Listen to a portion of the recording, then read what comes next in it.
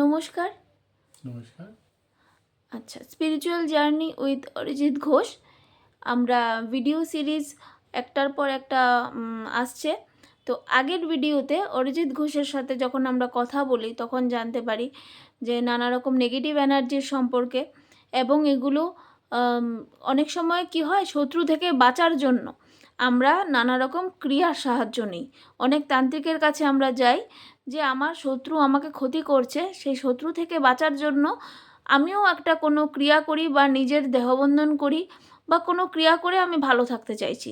বাড়ি বন্ধনও হয়। হ্যাঁ, বাড়ি বন্ধন, দেহবন্ধন, এগুলো আমি ক্রিয়া করি, এবং ওইটার থেকে জানতে পারলাম যে সেই ক্রিয়াটাও আমাদের জীবনে অনেক সময় ব্যাকফায়ার করে। সেটা জানা ছিল না আমাদের।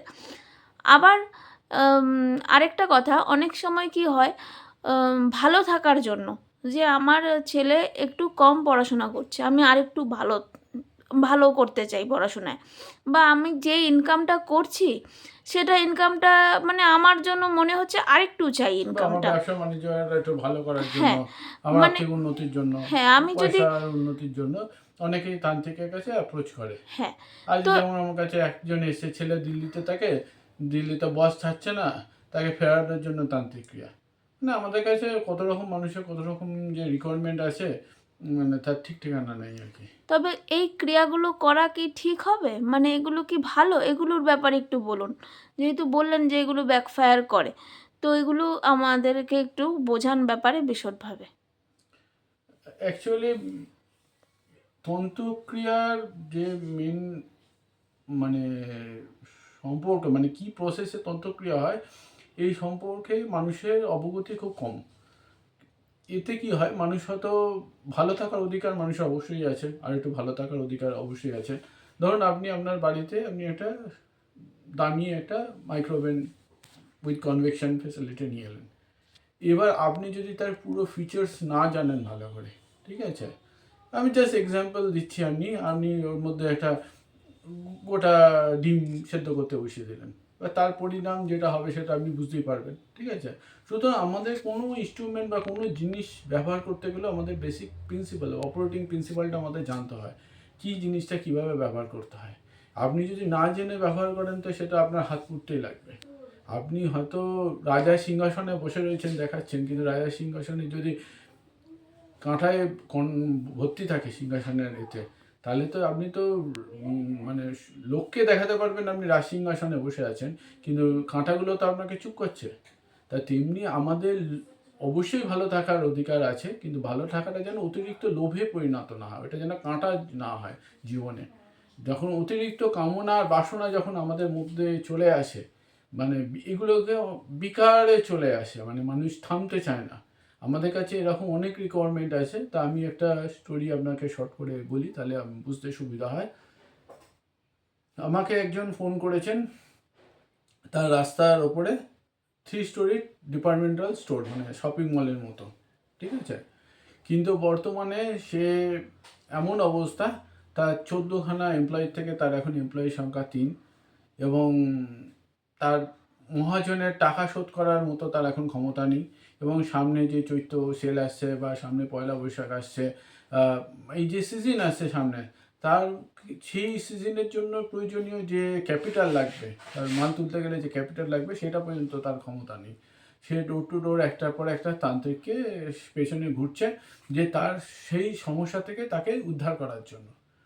তা প্রথমে শুনলে আপনার ফার্স্ট অ্যাট এ গ্লান্স মনে হবে যে একটা লোক একটা ব্যবসায়তে সমস্যা ভুগছে, আপনার সমাধানের জন্য এসে আপনি সে অবশ্যই তাকে মানে হেল্প করাটা আমাদের কর্তব্য। কিন্তু যখন আমরা তার কর্ম বা ব্যাক যদি আমরা জানার চেষ্টা করলাম, যখন সে আমাদেরকে যে স্টোরিটা শোনালো, সে শোনালো 2016 সালের আগে, 2016-এর আগে তার ভাড়া দোকান ছিল, ঠিক আছে, একতলা ভাড়া দোকান ছিল, ভাঙা চোরা দোকান ছিল। এবং সে কি করেছিল, কোনো মুসলিম তান্ত্রিককে দিয়ে একটা স্ট্রং এনার্জি দিয়ে ক্রিয়া করেছিল, এবং 16 থেকে 18-র মধ্যে উইদিন 2 ইয়ার্স সে রাতারাতি, সে নিজে মুখে বলছে, আমরাও বুঝতে পারিনি কিভাবে আমাদের ওই ভাঙা থেকে আমাদের নিজেদের বিল্ডিং কেনা হয়ে গেল, 3 তলা আমাদের ডিপার্টমেন্টাল স্টোর হয়ে গেল, এবং রমরমিয়ে চলছে। এবং সেখানে প্রায় আপনার 13 থেকে 14টা আপনার এমপ্লয়ি কাজ করা শুরু হয়ে গেছে। এবার এই অবধি ঠিক ছিল, সে একটা খারাপ পজিশন থেকে এই যে ভালো থাকা, ঠিক আছে, সবাই ভালো থাকতে চায়, সে একটা তন্ত্রক্রিয়া বা কোনো কারো মাধ্যম দিয়ে সে তন্ত্রক্রিয়া করিয়েছে। এবার তন্ত্রক্রিয়া করানোর পর এবার তার বোধহয় এখন তার একটা বোধহয় টোটকা ছিল কিছু একটা, যে প্রত্যেক দিন সকালবেলা এসে আপনার এই কিছু একটা বোধহয় যন্ত্র বা কিছু একটা ছবি মুসলিম তান্ত্রিক কিছু একটা দিয়েছিল, সেটা জলে ডুবিয়ে সেই জলটাকে সারা দোকানে ছেটাতে লাগবে। এবার মানুষ যখন সময় ভালো থাকতে থাকে, পয়সা আসতে শুরু করছে, রমরমা চলতে শুরু করে, তখনই তার কাছে মনে হয় এইগুলো সে নিজের যোগ্যতায় অ্যাচিভ করেছে। এবং এইগুলো তার এই মুসলিম তান্ত্রিকের মানে সাহায্য ছাড়াও এটা হবে, এবং তার কাছে মনে হচ্ছে যে তার এমপ্লয়িরা বা তার কর্মচারীরা সেটা নিয়ে হাসি ঠাট্টা করছে, এবং সে মানে তারা দুই ভাই এবং তার বাবা, তখন তারা ভাবছে যে এটা মানে তাদের যোগ্যতা অনুযায়ী তারা অ্যাচিভ করেছে। তা সুতরাং ওরা কি করে, আস্তে আস্তে সে মুসলিম তান্ত্রিকের কাছে যাওয়া বন্ধ করে, বা তার যে প্রসেস ছিল সেটা সে সম্পূর্ণরূপে বন্ধ করে, অ্যাভয়েড করে। এবার অ্যাভয়েড করার পর সে কি হলো, কয়েক মাস চলার পর সে বুঝতে পারলো যে তার যে হারে রেটটা উঠেছিল, সেলসটা, যে প্রত্যেক দিন যে প্রত্যেক 40 to 50,000 পার ডে সেলের মতো এরকম একটা রেঞ্জ ছিল, মানে খুব খারাপ সময় খারাপ গেলেও 30,000 পার ডে সেল হতো, এরকম একটা অফ সিজন, এরকম একটা সেল, সেখান থেকে হঠাৎ করে সেল পড়তে শুরু করেছে। তখন সে কি করেছে, কোনো একটা হিন্দু তান্ত্রিকের আশ্রয় গ্রহণ করেছে। হিন্দু তান্ত্রিকের আশ্রয় গ্রহণ করাতে সে হিন্দু তান্ত্রিকে দিয়ে ক্রিয়া টিয়া করিয়েছে, অনেক কিছু করেছে। তার মনে হয়েছে তার আধিপত্যে তার পাশের দোকানগুলো বোধহয় তাকে কোনো তন্ত্রক্রিয়া করেছে, করে তাকে ক্ষতি করার চেষ্টা করছে, তার সেল কমানোর চেষ্টা করছে।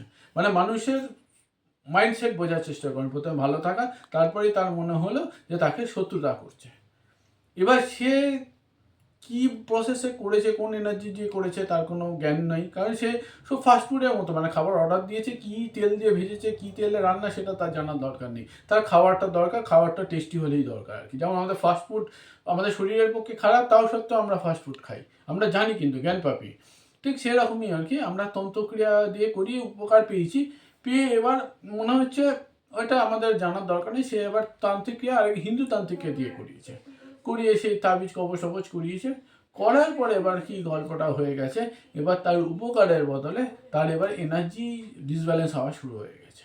কারণ একটা ভাঙা বা ভাড়া বাড়ি থেকে সে যখন 3তলা একটা 2 বছরে একটা এন্টিটি আপ করতে পারে, তার এন্টিটি তার মানে কতটা মানে স্ট্রং আপনি ভাবতে পারেন। সে সেই এন্টিটিকে সে ক্ষিপ্ত করে দিয়েছে আর একটা এনার্জি দিয়ে, মানে সেটা অবশ্যই মানে হিন্দু দিয়ে করেছে। আমি জানি না কি কোন এন্টিটি সে ব্যবহার করেছে এই তান্ত্রিক। এবার তার সেই উপকারের বদলে তার পতন শুরু হলো। সে তখন আবার আরেক তান্ত্রিকের কাছে দৌড়লো। সে এবার তান্ত্রিক তাকে 3.5 লাখ টাকার একটা সুরক্ষা কবচের জন্য, প্যাকেজের জন্য বললো। তার দুই ভাইকে সে কবচ দিল, 50,000, 1 লাখ টাকা দুটো কবচ, দোকানে সব রং তাদের পছন্দ মতো রং করা, অনেক কিছু করেছে। কিন্তু করে টোরে আলটিমেটলি তার কোনোই লাভ হয়েছে না। সে আমাকে যখন কল করছে, সে যথারীতি সে তখনও মানে এমন অবস্থা, এই যে বললাম চৈত্রের সেলের মালতলা কি মানে জিনিসপত্র তোলার যে পয়সা, ক্যাপিটাল তার কাছে নেই। তাই এই হচ্ছে মানুষের সমস্যা। ভালো থাকার অধিকার সবারই আছে, শত্রুকে থেকে নিজেকে প্রোটেকশন করার অধিকার আছে, কিন্তু কথাটা হচ্ছে আপনি কি প্রসেসে করছেন, কিভাবে করছেন, সেইটা সম্বন্ধে যদি জানা না থাকে তাহলে তো ঠকার সম্ভাবনা থাকেই। মানে আপনি যদি 100 আর 500-এর নোট যদি চিনতে না পারেন, তাহলে তো লোকে আপনাকে 100-এর নোট দিয়ে বলবেই এটা 500-এর নোট। জগৎটাই এখন এরকম হয়ে গেছে। তাই ভালো থাকা অবশ্যই মানুষের অধিকার, কিন্তু ভালো থাকতে গেলে কীভাবে ভালো থাকতে হচ্ছে সেটা সম্বন্ধে মানুষের সঠিক সচেতন জ্ঞান থাকা প্রয়োজন বলে আমার মনে হয়। এই সম্বন্ধে আরও একটা স্টোরি আছে, আমি পরের ভিডিওতে সেটা আমি আপনাদেরকে জানাচ্ছি।